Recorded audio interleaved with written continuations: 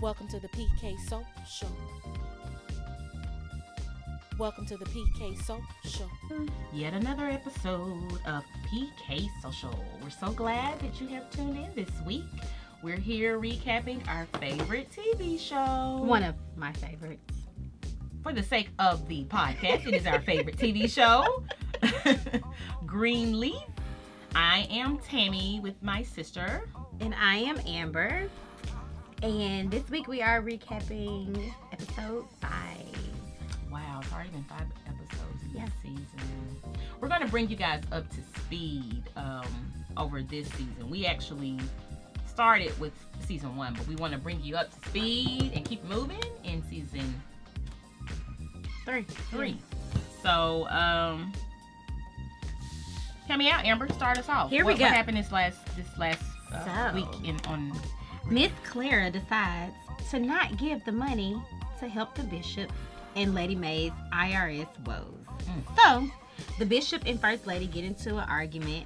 Lady May tells him they need to finally tell the church about their brewing divorce. They are going to get a divorce.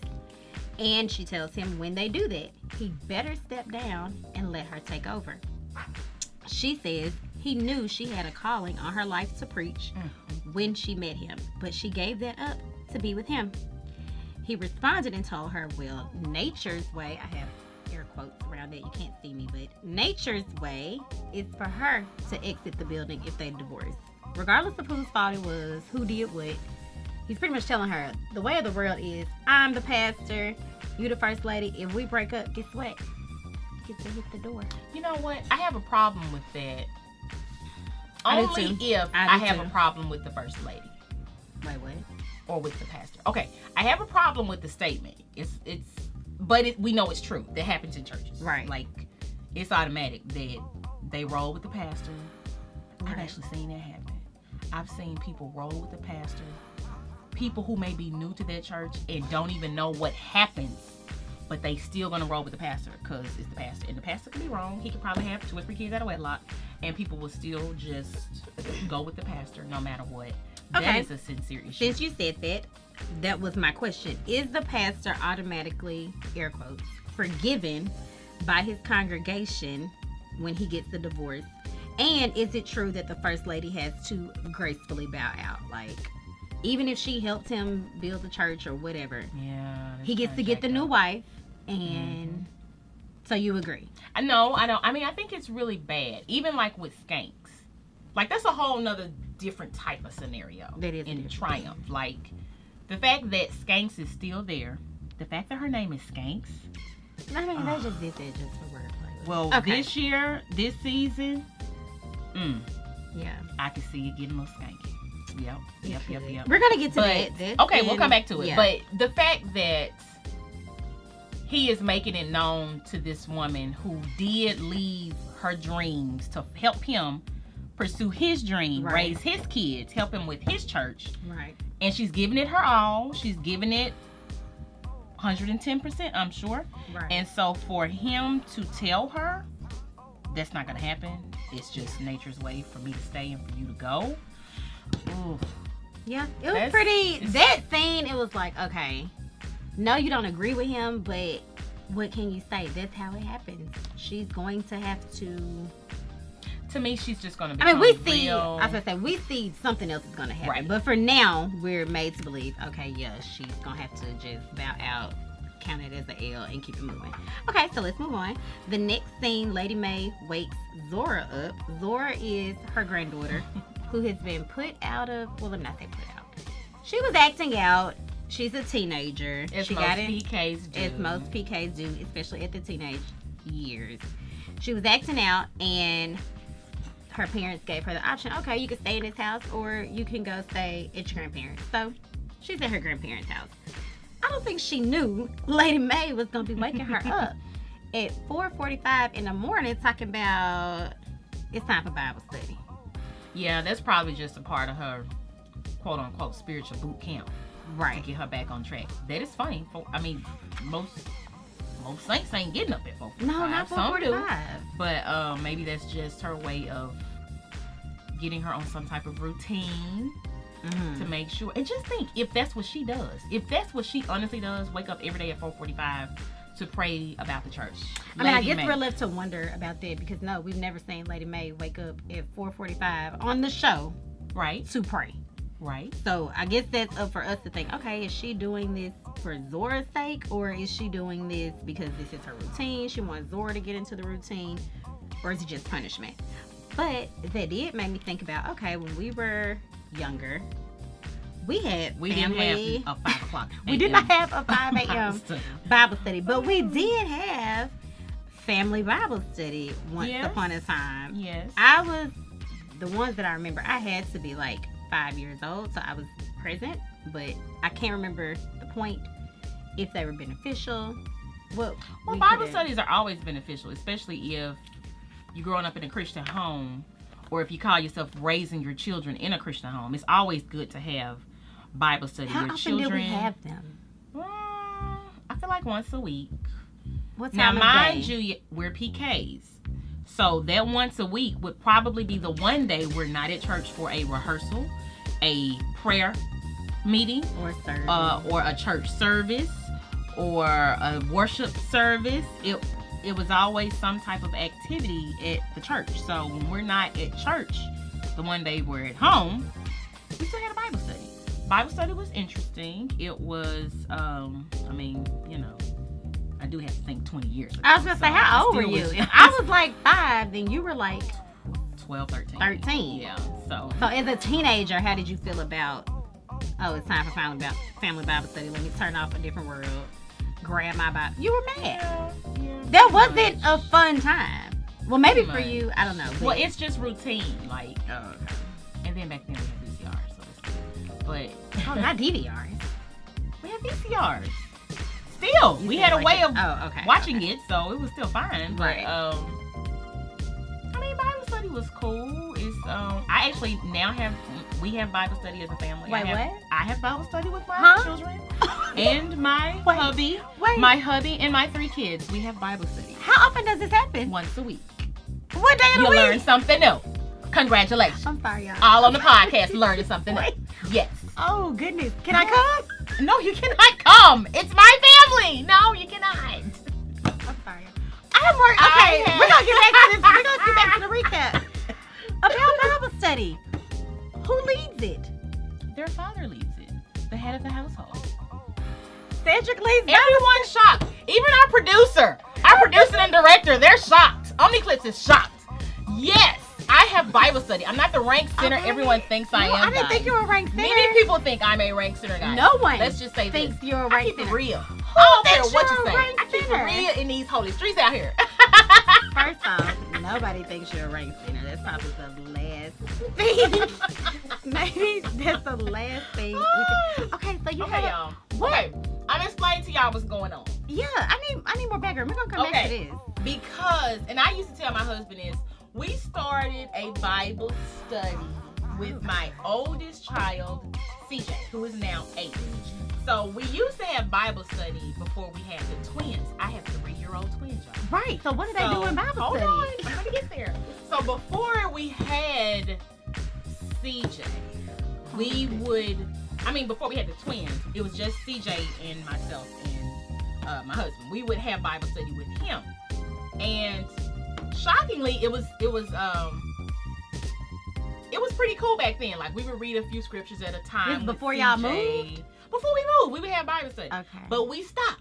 We got, we just got busy. We stopped. Okay. He never asked, Mom, I want Bible study. No, he never asked. See? Nope. What kid is gonna ask for Bible study? That's my point. Day, even to this, and now, so we've started back up. We've started the Bible studies back up. And my tell me, when did you start Bible study? Just tell me. It. Don't tell. Okay. You don't have to say it to the mic. And so CJ, Tiffany's excited, but she's only excited to get together and come to the Bible study. You know, because when Tiffany she gets in the Bible study, it's like, I want to go play. Mommy, I want to go to the bathroom. Mommy, I'm going to go. But that's funny because I remember Bible study. I didn't know what was going on, but I remember thinking I did like everybody had to come downstairs and be in the room and be on the couch together. That part of it I liked, even though I had no idea what was going on. That's what I remember about Bible Children study. need Bible study. And this is why. I've heard preachers say this before, and it makes so much sense. I've heard T.D. Jakes and Sarah Jakes talk about this. But your kids need to see you in a different light. If you're a pastor, if you're a minister, if you work at the church, if you volunteer at the church, your children will connect with the Word of God outside of your church if they see it in the home. So, flogging at the house, fighting, arguing, fussing. I mean, that's not flogging. That's what families do. You do argue and fuss. Yeah, you argue and fuss. But some families, that's all they do. That's all they do. And then the minute you get on church grounds, you can be cussing each other down in the car. And the minute you get out, praise God, and your children see you do this. Right. So they begin to develop the whole whatever's going on at home. At church, we just hey, how you doing? We smiling. Exactly. They create the facade. They learn real early. Fake it till you make it when you get to the church. Right. Keep our issues at home. So they're not learning to use the Word of God in their everyday life, and then church seems pointless to them. So, to that end, so what we have a Bible do study. in Bible study? Oh God. they sit there. They're twins. They're 3. So we literally have to say, hey, Tiffany and Caleb, sit down. Sit down. While we read the Bible, while we go through it with CJ, we make CJ read. We make sure he understands what he's reading. And you know what? While she making fun of my food, my baby, I'm not making fun. This is just a shock. My child has been reading Proverbs for over a year. So when their children's ministry, that's how he won the love. When the children's ministry had a challenge, a Proverbs summer memory verse challenge, it was easy for him to win because he had been reading Proverbs did a really good job. for literally over a year. Okay. So you are pro. You are pro family Bible study. Church. Yeah, I don't care what you do at the church. You don't have to be a PK, but if you want to teach your children the Word of God, you need to start having Bible studies in your home. But you know what I just realized? I mean, it's good we talked about this, but it wasn't a family Bible study. It was just her and Lady May. But still, Lady May is trying to teach Zora. You got to get up and study the Word of God. I don't care what you're going through. But they might be a little late. No, she's not late. It's never too late to learn, to get your life together and get in the Word of God. So it's never too late. I guess in my mindset, no, it's not too late, but that is late in the game. She's 15, and now it's never too. What about people who aren't even saved at 15? That's true. That's true. Okay. It's okay. Zora has a long way to go. I do think it would be better if it was actually for Zora. And okay, back to the show. It would be better for Zora, more beneficial. And probably would see honestly, a better. Zora should have had a Bible study at her own home with her own parents. Her parents need to start a Bible study. Or even if she's still gonna stay with Lady May, whatever family members in that house, they should have. Actually, they need a family Bible study. They need an intervention. They need a lot. Okay. So next we see. Okay, we're done with the Bible study thing, but good points. I'm so glad that you have a family Bible study, and I will be coming to the next one. Okay. Oh my gosh. Grace goes to Charity's suite. Charity is her sister. Charity's been going through a lot. She's about to get a divorce, just like her parents. Or no, Charity has the divorce. Her husband is homosexual. Now, he's moved on. But let's also remember, so Charity had to deal with, she's had to internalize over the past year and a half, over the past 2 seasons. The 2 seasons. We've had to see her internalize not getting approval by her father to be a minister, number 1. Number 2. But in one episode, his point that he made to her was, your heart was in music. Music did not work. Now you're trying to use ministering as a backup. Well, I feel that's not fair, because even in season 1, she's been trying to minister for a long time. Okay, yeah, she was trying to. And the only thing, Charity she's misguided. She seems to be the baby of the family, so it seems like they pacify her instead of hardcore hard love. Like to me, they kind of pacify her. She's just a little sister. They don't really pay her. She the little sister. She the baby girl. Blah blah blah. Let her sing and exactly and move on. But Charity's had to deal with her father not accepting her to be good enough to be a minister. So she's always felt like she's not good enough. She's felt like she hasn't measured up to Grace.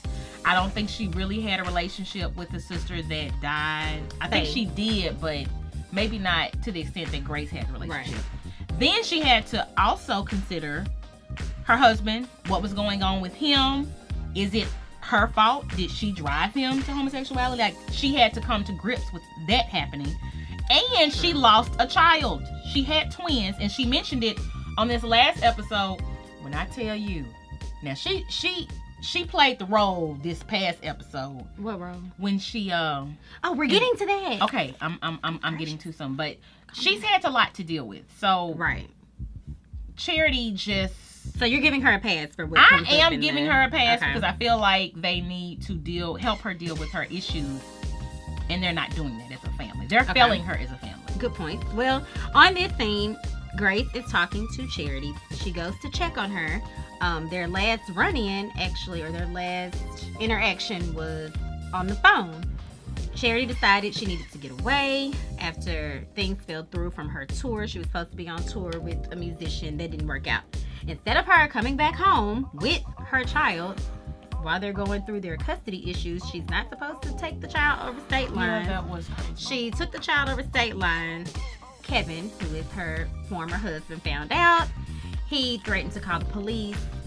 Grace asked him not to. He did anyway. Anyway, they get into this argument, and Charity yells at Grace, tells her she should have stayed out of her business. But Grace's whole point was, well, I didn't know where you were.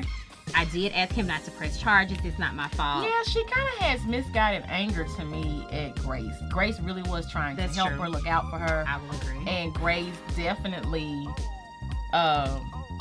she did what she could do. She tried to talk him from calling the police. And Charity keeps shutting out Grace. I'm still not understanding why she's They so clearly upset. have issues that they never. It seems like Charity is mad at Grace. And it's just not explained why. They haven't explained it. I do have an idea. I could be wrong, but I just feel like she probably resents her. You want to come back and fix all these problems that you weren't present for. You left.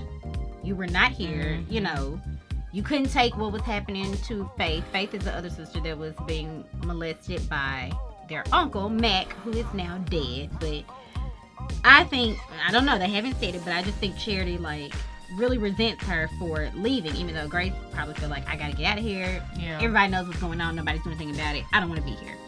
I don't fault Grace for that. I don't fault Charity for feeling the way she does, but she is clearly angry at Grace. Yeah. I will say that. The next scene, one of the next scenes, Miss Rochelle Cross. She is a new character. She wasn't on the first season, but she's clearly only around to bring trouble to the bishop. She starts a friendship, even though it was not a friendship. She wants it to be more than a friendship, and she constantly puts herself in his path in any way she can. She's in the car with Lady Skanks, who is the former first lady to their, I don't want to say rival church. Well, okay.